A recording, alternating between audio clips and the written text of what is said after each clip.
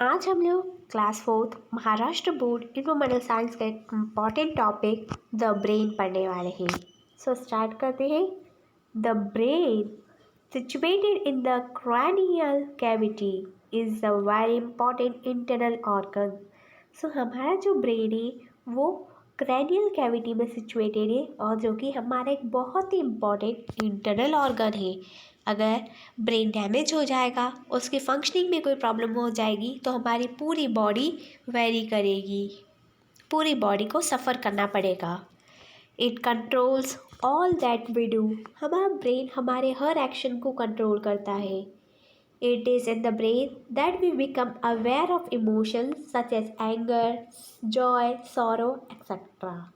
सो ये हमारे ब्रेन में ही होता है कि हमारे इमोशंस क्या है। ब्रेन हमको पहले से अवेयर करवा देता है, पहले से जागरूक करवा देता है।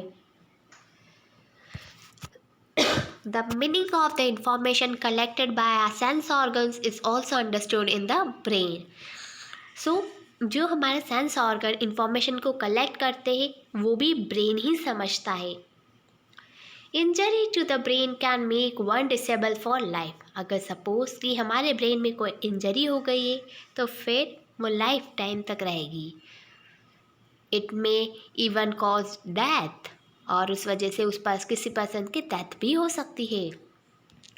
Hence the brain needs to be totally protected. इस वजह से ब्रेन को बहुत ध्यान से बहुत प्रोटेक्ट करना पड़ता है।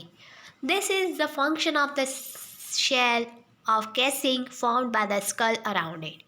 ये शेल, हमारे ब्रेन के ऊपर एक शेल बनी हुई है जिसको हम स्कल बोलते हैं। एक Do you know? When we learn a poem, it is registered in the brain. जब भी हम कोई पोएम लर्न करते हैं, याद करते हैं, तो वो हमारे ब्रेन में रजिस्टर्ड हो जाती है। That is why we can remember it.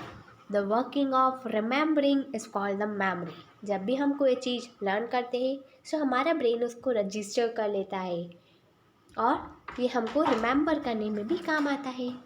तो हमारे ब्रेन में जो रिमेम्बरिंग का काम करता है उसी को हम बोलते हैं memory. The structure of our body is very complex. जो बॉडी का स्ट्रक्चर होता है बहुत ही ज़्यादा कॉम्प्लेक्स है, यानी बहुत ही ज़्यादा कॉम्प्लिकेटेड है। There are large number of organs inside our body which help it to perform all its functions smoothly. हमारी बॉडी में कई सारे ऑर्गन्स हैं जो कि अलग अलग फंक्शंस को परफॉर्म करते हैं। It is very interesting to learn about this organs. So ये बहुत इंटरेस्टिंग होगा कि हम सारे ऑर्गन्स के बारे में पढ़ें। Do find out more about them as you grow up. So जैसे ही आप बड़े होते जाएंगे आपको सारे ऑर्गन्स क्लियर होते जाएंगे, यानी आप सारे ऑर्गन्स के बारे में कंप्लीट नॉलेज आप तक आती जाएगी। So what we have learn, हमने क्या क्या पढ़ा है इस वीडियो में। The numerous important function that go on inside our body are carried out by the different organs. तो हमारी बॉडी में जो न्यूमरस टाइप के जो फंक्शंस है, अलग अलग टाइप के जो फंक्शंस है, हर फंक्शन अलग अलग ऑर्गन परफॉर्म करता है और यही ऑर्गन हमारे बॉडी के अंदर है। They can not be seen from the outside, they are called the internal organs. ये बॉडी के अंदर रहते हैं जिसको हम देख नहीं पाते, इसलिए इन ऑर्गन्स को हम इंटरनल ऑर्गन्स बोलते हैं। The body structure in such a way that the internal organs remain safe with in the cavity inside the hand and the torso. The oesophagus carried the solid food from the throat to the stomach. This is situated in the thoracic cavity. The heart keeps the blood flowing through the blood vessels spread throughout the body. The heart is continuously contracting and relaxing. The contraction of the heart pushes the blood from the heart into the blood vessels. Next is the lungs are the organs through which the air we breathe is in supplied to the whole body. The right lungs is a little bigger than the left lung. The heart and the lungs are held safely in the rib cage in the thoracic cavity.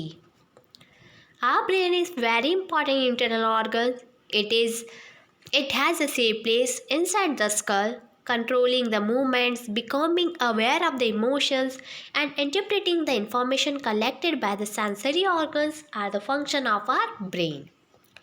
Always remember, हमेशा याद रखना, in an accident if the head is hit the skull can be broken. अगर suppose कोई accident होता है और हमारे सिर पर चोट आती है तो उस वजह से हमारा स्कल ब्रेक हो जाता है. If that happens it can injury to the brain. अगर ऐसा होता है तो उससे हमको ब्रेन इंजरी भी हो सकती है. Then the person can become disable for life और इवन डाई. उस वजह से पर्सन लाइफ टाइम के लिए डिसेबल हो जाता है, यानी कोमा में चले जाता है या तो फिर वो मर जाता है. That is why one must always wear a helmet when riding a motorcycle और स्कूटर. इसलिए ये हमेशा बोला जाता है कि जब भी हम मोटरसाइकिल या कोई से भी व्हीकल यूज़ करें तो हमेशा हेलमेट का यूज़ करें, जिससे कि हमारे स्कल को हम बचा सकें. बच्चों, आई होप कि आपको ये वीडियो पसंद आई होगी. And if you have any query that comment in comment section. Thank you. Have a nice day.